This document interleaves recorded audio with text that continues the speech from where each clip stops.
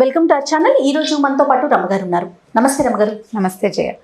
రమగారు, అంతః సౌందర్యం బాహ్య సౌందర్యం, పైపై మెరుగులు లోపల అందం, ఈ రెండు పదాలు జాగ్రత్తగా నేర్చుకున్నావా జయ? లేదు రమగారు, నేను తెలుగు న్యూస్ ప్రెజెంటర్ని కాబట్టి కొన్ని పదాలు అంటే మీ అంతగా మాట్లాడలేకపోయినా బట్ బాగా మాట్లాడతాను. అయితే ఈ విషయానికి వచ్చేసరికి ఎలా చూడాలి?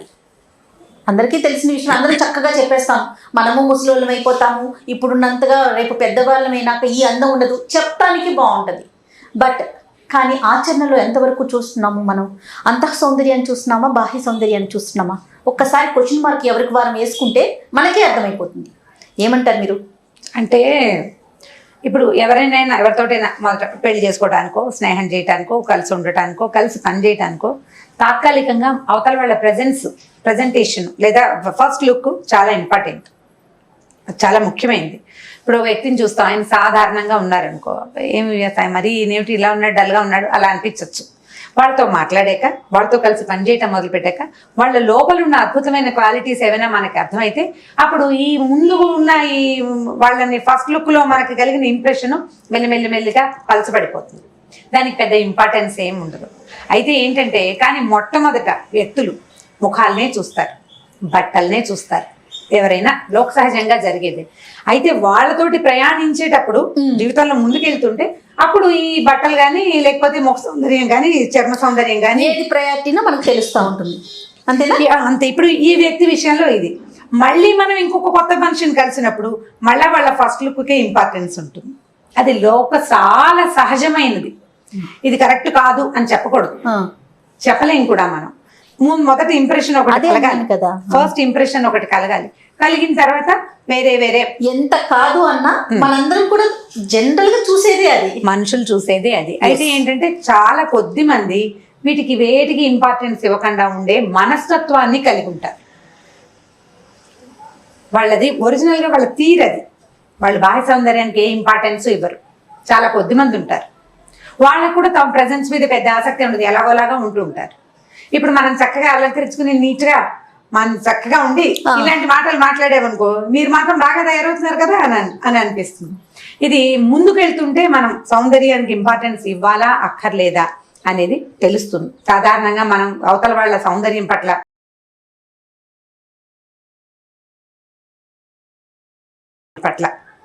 భార్య పట్ల కానీ, భర్త పట్ల కానీ, అప్పుడప్పుడు కొలీగ్స్ వల్ల కూడా. ఇప్పుడు మన అమ్మ సౌందర్యం మన ఏ రకంగా అయినా ఇంప్రెస్ చేస్తుందా? అమ్మ ఎలా ఉన్నా అమ్మలు అందంగానే ఉంటారు. మా నాన్న ఎలా ఉన్నా వాడు బాగానే ఉంటుంది. మా చిన్నప్పుడు నెత్తి నిండా జుట్టుండి చక్కటి క్రాఫింగ్ ఉండి మన చేయి పుచ్చుకుని తీసుకెళ్ళిన నాన్న మనం కాస్త పెద్ద అయ్యేసరికల్లా జుట్టు ఊడిపోయి, పళ్ళు కొంచెం లూజ్ అయిపోయి, కళ్ళజోడు వచ్చేసి వీక్గా డల్గా అయినా కూడా మన నాన్న మనకి హీరోలాగానే ఉంటాడు. అక్కడ సౌందర్యం పాయింటే లేదు. ఇప్పుడు కొత్తగా పెళ్లి చేసుకోబోయే వాళ్ళకి బాహ్య సౌందర్యానికి ఇంపార్టెన్స్ ఇవ్వద్దని ఎలా చెప్తాం? చెప్పలేం కదా, అసలు చెప్పలేకపోతాం. అక్కడ మాట్లాడకూడని మాట మనం ఏం చెప్పొచ్చు అలాంటి సందర్భాల్లో? అబ్బాయి చూడడానికి సామాన్యంగా ఉన్నాడు కానీ బుద్ధిమంతుడు, మంచి ఉద్యోగం, బాగా చదువుకున్నాడు, వీళ్ళ ఫ్యామిలీ అంతా ఆదర్శవంతులు, కట్నాలు అవి ఆశించరు, గుడ్ బాయ్, అందాన్ని కొడుకు తింటామా అని ఇలాంటి అవన్నీ తర్వాత డైలాగులు. మనం ఇలా ఇంప్రెస్ చేస్తే ఈ మిగిలిన సద్గుణాల వల్ల ఈ బ్యూటీగా చక్కగా అందంగా ఉండటం అనే క్వాలిటీ కొంచెం కాస్త దాని మీద పక్కకు పెట్టచ్చు. కాకపోతే అసలు ఇంపార్టెన్స్ ఇవ్వద్దు, అబ్బాయి ఎలా ఉన్నా సరే అని అనకూడదు, అనలేం కూడా. ఒక్క చందమామ కథ ఉంది, చెప్దాం చూడండి. కథ కూడా ఇంట్రెస్టింగ్గా ఉంటుంది. కోసల దేశానికి ఒక యువరాజు ఉన్నాడట. ఆయన పేరు సోమదత్తుడు.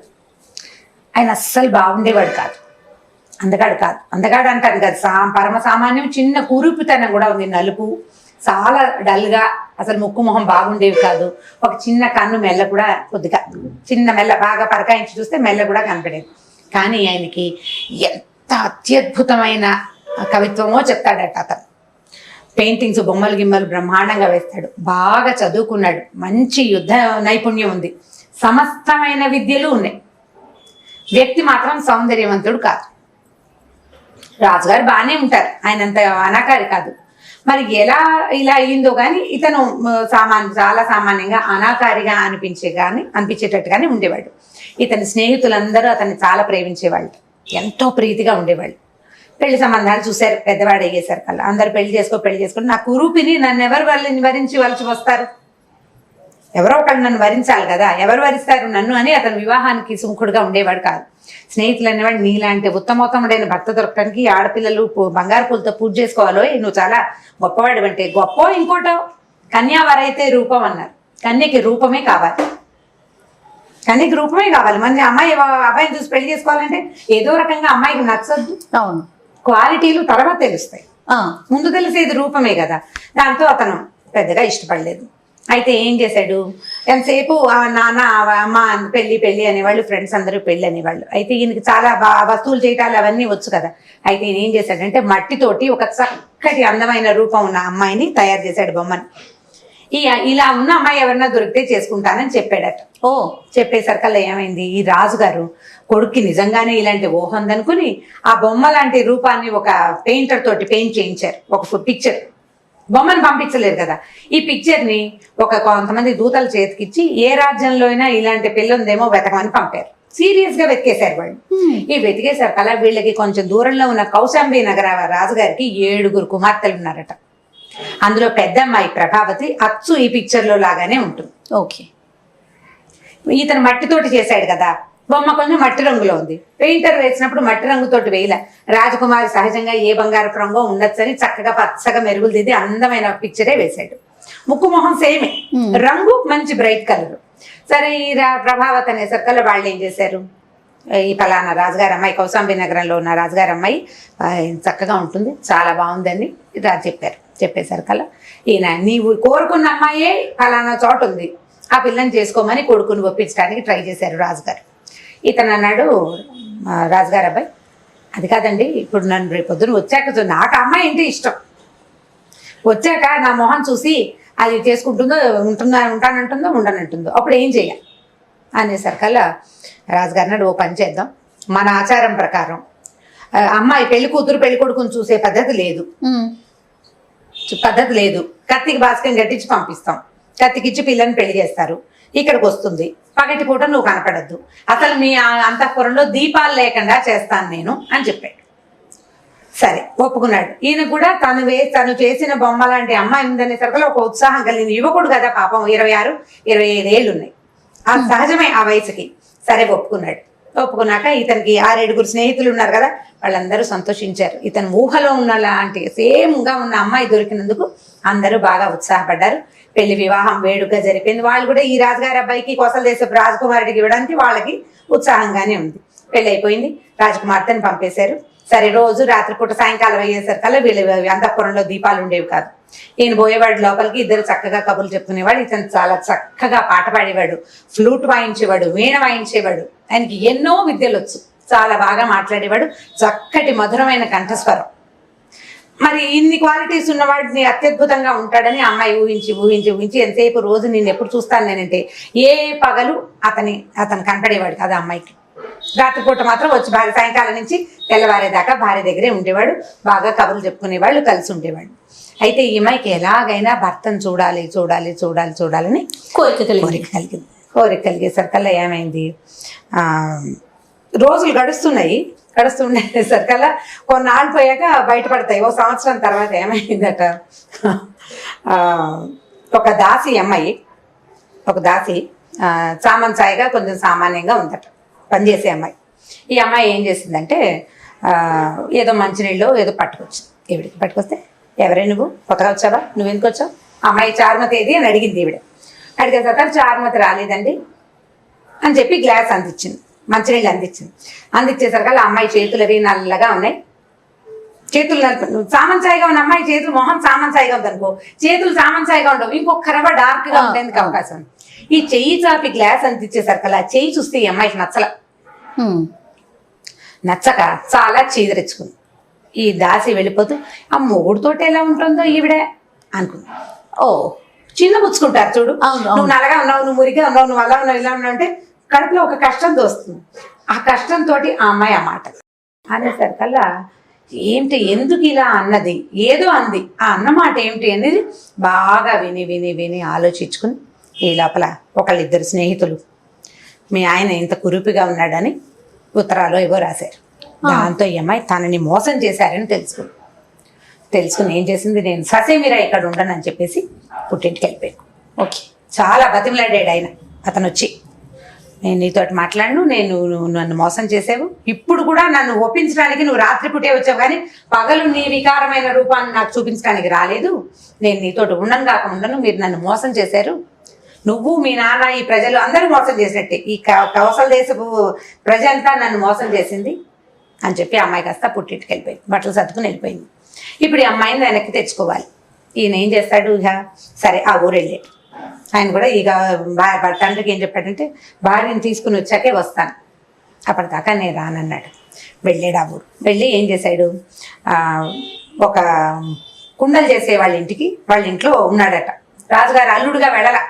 ఈ అమ్మాయి పెద్ద అమ్మాయి కదా, తర్వాత ఇంకా 6 ఆడపిల్లలు ఉన్నారు రాజుగారికి, ఇంకా అంతఃపురానికి వెళ్ళలేదు. ఇప్పుడు అమ్మాయి వెగనెస్ట్గా ఉంది, అక్కడికి వెళ్తే వాళ్ళు మర్యాద ఇస్తారో ఇవ్వరో తెలియదు. అందుకని ఏం చేశాడు, ఒక కుండలు చేసే ఒక పేదరాజు పెద్దమ్మ ఇంట్లో బస చేశాడు. వాళ్ళ ఇంట్లో పక్కనే కుమారి ఆవ ఉంది. ఇతను ఏం చేశాడంటే ఆ ఒక కుండని చక్కటి బొమ్మలు వేసి కుండల మీద, కొన్ని కుండల మీద ఈ రాజుగారి అమ్మాయిలకి బహుమతిగా ఇవ్వమని ఇచ్చాడట.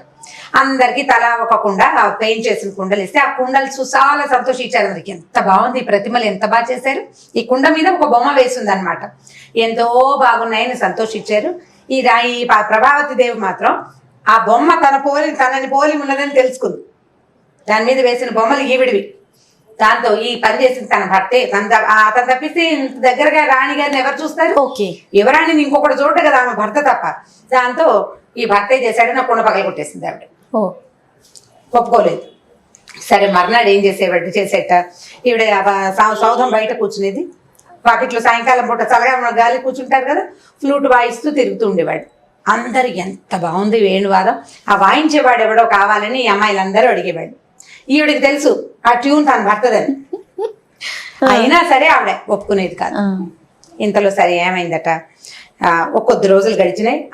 ఏ విధంగా ట్రై చేసినా ఆ అమ్మాయి భర్తను చూడడానికి ఒప్పుకోలేదు. ఈ నగరంలో వాళ్ళందరికీ ఈ పెళ్ళైన పెద్ద ఆడపిల్ల ఇలా ఇంటికి వచ్చేయడం వాళ్ళెవరికి నచ్చలేదు. రాజనగర్లో ఉన్న వాళ్ళకి ఇంకో రూపో రాజు కొడుకు రేపొద్దున రాజు అవుతాడు. ఇలా ఇల్లు బట్టి ఆడపిల్లలు వచ్చేస్తే ఇంకా వెనకాల ఉన్న వాళ్ళు ఏం నేర్చుకుంటారు? ఒక బ్యాడ్ ఎగ్జాంపుల్ కదా పెద్ద అమ్మాయి వచ్చేయడం. వాళ్ళల్లో ఎవరికి పెద్దగా నచ్చేది కాదు.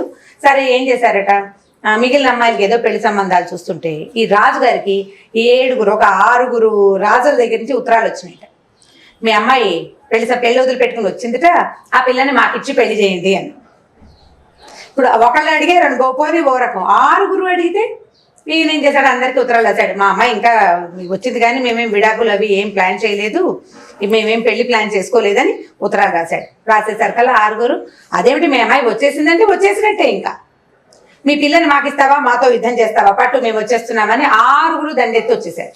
అయ్యో, ఈ 6 దండెత్తి వచ్చేసరికల్లా రాసనగరం అంతా అట్టుడికిపోయింది. ఇప్పుడు ఏం చేయాలి, ఒక్క పిల్లని 6కి ఎలా ఇస్తారు? పోనీ ఎవడో ఒకడైతే ఇచ్చే పని, వీటితో గొడవ పడలేక. ఇప్పుడు ఏం చేయాలి? అయితే ఈ రాసనగర్లో ఉన్న మంత్రులు 5 మంత్రులు ఉన్నారు, గట్టివాళ్ళు. వాళ్ళ నాతో ఏముందంటే, ఈ ప్రభావతి ఎలాగో కొంప తీసేసింది మంది వృధాగా, వాళ్ళ దగ్గర మన పేరు పోయింది. ఈ పిల్లని 6 ముక్కలు చేసి ఒక్కో ముక్క ఒక్కొక్కడికి ఇచ్చి పంపిద్దాము అని చెప్పారు. చెప్పేసరికల్లా మిగిలిన వాళ్ళంతా ఎస్ అన్నారు. అయ్యో, మరి ఇంకేం చేస్తాం, ఈ 6తో యుద్ధం చేస్తే దేశం అల్లకల్లోలం అయిపోతుంది. దేశం ముఖ్యమా, రాజుగారి అమ్మాయి ముఖ్యమా? దేశమే ముఖ్యం కదా. దేశమే ముఖ్యం. ఇప్పుడు ఈ 6 రాజులు వచ్చి ఈ దేశంలో పడితే మొత్తం అంతా తలకిందులైపోతుంది. అయ్యేసరికల్లా ఇతను అది అక్కడెక్కడే తిరుగుతున్నాడు కదా, ఈ రాసనగరం అంతా అట్టుడిపోతుంది, ప్రభావతి దేవిని 6 ముక్కలు చేస్తున్నారు అని. అతను పరిగెత్తుకు వచ్చేసాడు లోపలికి. నేను ఒప్పుకోను, ఆ అమ్మాయికి ఇష్టమో కాదో కనుక్కోవాలి మొదటిది, ఆ అమ్మాయి భర్త ఒప్పుకోవాలి రెండోది, లేకపోతే మీరే కొట్లాడాలి, మా పిల్లని మేము ఇలా చెయ్యము, మేము ఇవ్వం మీకని. ఇదేవి కాకుండా ముక్కలు చేయటం ఏమిటి అనేసరికల్లా, నువ్వెవడెవరా కుండలు చేసుకునేవాడు, మధ్యలో కొంచెం మాట్లాడినా, నేను కుండలు చేసుకునేవాడిని కాను, ఈ రాజుగారి పెద్దల్లుండి ఈ ప్రభావతి భర్త నేను, నా పెళ్ళాం కోసం ఎవడో వస్తే నేను ఎందుకు ఊరుకుంటాను, మీ మొత్తం ఉన్న జనాన్నంతా పంపించండి, నేను వీళ్ళ సంగతి చూస్తానని ఈ మొత్తం సైన్యాన్ని అంతా వేసుకుని వెళ్ళిపోయాడు అతను యుద్ధానికి. ఊరంతా చెప్పుకున్నారు, వదిలేసి వచ్చిన పెళ్ళాం కోసం యుద్ధానికి వెళ్తున్నాడు, వీడెవడరా ఎంత గొప్పవాడని బాగా చెప్పుకున్నారట మంచిగా. మరి గొప్ప మాట కదా. ఆ అమ్మాయి ఏమో ఆయన అవమానించి వచ్చేసింది. ఇక్కడ ఎన్ని బహుమతులు పంపించినా నేలకేసి కొడుతుంది, పోట్లాడుతుంది, నేను నీతో రానంటుంది. అతను కురూపని ఈ రాజ్యం అంతా ప్రచారం చేసింది. అతను కురూపి, నేను అందుకే వదిలిపెట్టి వచ్చానని. అలాంటి భార్య కోసం ఒకడు ఈ యుద్ధానికి శాసిస్తున్నాడు, పైగా ఒకడు కాదు 6 రాజులతో. దాంతో ప్రజలంతా ఎంత గొప్ప ఇల్లు దొరికాడు, అసలు రూపానికి ఏమి ఇంపార్టెన్స్, ఎంత అత్యద్భుతమైన వ్యక్తిత్వం ఇతని. భార్యని ఇంకొకటి అడగటం ఏమిటని లేచాడంటే ఎంత వీరాజు వీరుడు అని బాగా చెప్పుకున్నారు. ఈ అమ్మాయి కూర్చొని ఏడవటం మొదలుపెట్టి, అయ్యో నా భర్త ఇప్పుడు యుద్ధానికి వెళ్ళి ఏమైపోతాడు అని కచ్చే పట్టలేకపోయింది అనమాట అమ్మాయి. సరే ముందంతా కోపం వచ్చింది, ఇప్పుడు దుఃఖంగా ఉంది. ఈయన యుద్ధానికి వెళ్ళేసరికి అలా వచ్చిన 6 ఇతని ఫ్రెండ్స్. వీళ్ళు ఎప్పుడైతే ఈ రాజకుమార్తె ఇతను వదిలిపెట్టి వచ్చేసిందో వాళ్ళు అవమానపడ్డారు. ఇంత గొప్ప వ్యక్తిత్వం ఉన్న వ్యక్తిని ఈ వదిలిపెట్టి వెళ్ళటం ఏంటి, వదిలిపెట్టి వెళ్తే వాళ్ళ అమ్మ నాన్న 2 లెంపకాయలు వాయించి పుట్టి అత్తారింటి పంపకుండా ఆ అమ్మాయిని ఇంట్లో అట్ట పెట్టుకున్నారు అన్న కోపంతో వాళ్ళంతా దండయాత్రకు వచ్చారు. ఇతను వెళ్ళేసరికి వాళ్ళంతా, అదేంటి నీ భార్య నిన్ను ఒప్పుకుందా అంటే, ఒప్పుకున్నా ఒప్పుకోపోయినా నా భార్యని నేను వదిలిపెట్టను. ఇలాంటి వ్యక్తిత్వం ఉన్నవాడిని ఎలా వదిలిపెట్టుకొచ్చింది ఆవిడని ఆశ్చర్యపోయారు. 6 రాజకుమారులు ఇతనితో పాటు వీళ్ళ మామగారింటికి వచ్చారు. వస్తే ఇతను ఏం చెప్పాడంటే, వీళ్ళు నా స్నేహితులే, మీ 6 మిగిలిన ఇంకా 6 అమ్మాయిలు ఉన్నారు కదా, 6కి ఇచ్చి పెళ్లి చేయండి అని సలహా చెప్పి ఈ 6 ఫ్రెండ్స్కి 6 మరదలతోటి పెళ్లి చేశాడు. అయితే ఆ పెళ్లి రోజునట పెళ్లి కూతుళ్ళు అందరూ భర్తలను చూసుకుని సంతోషిస్తారు. అందరికంటే ఎక్కువ సంతోషించింది ప్రభావతే. ఓహో, ఇంత ప్రతిభ కలిగిన వాడు, అతను పెళ్లి సంబంధాలు కూడా మాట్లాడేసేయగలడు, ఏమైనా చేయగలడు.